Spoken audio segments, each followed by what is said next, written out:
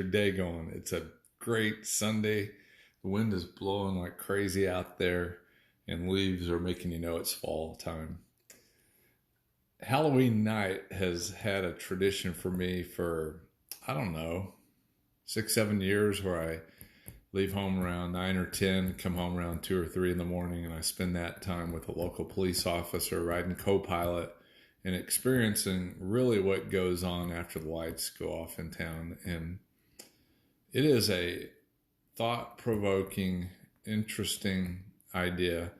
And quite frankly, there's places close by that I wouldn't even be willing to do that because of the danger I've seen just doing it in my community. So I don't know what that says about me. It just says that when the lights go out, it's really sketchy outside. And so, what I was thinking about with that, and particularly with last night's time on the road, is in Proverbs 23, it basically says, buy wisdom and do not sell it. And wisdom is the ability to see life from God's vantage point, it's the ability to respond to life with his vantage point.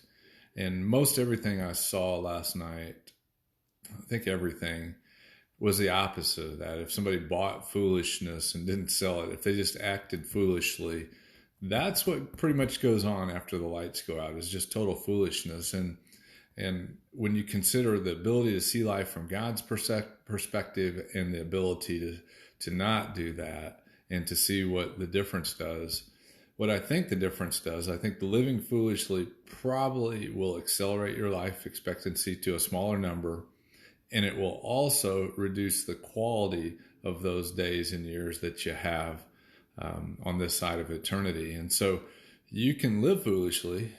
However, it's not going to be quite as smooth a ride as choosing to live wisely. And, um, I've lived foolishly, I've lived wisely. I know the difference, and I know the temptations to live foolishly, and those things are very temporary that would lead somebody to make foolish decisions. So, going on that police ride also makes me have great empathy for the people that have made foolish decisions. I've seen a little bit of everything in those few short times.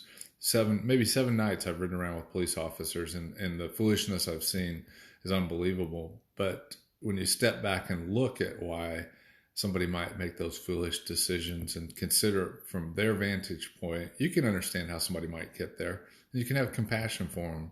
But all the same, choose Jesus, chase after him, because the essence of wisdom is Christ in you, the hope of glory.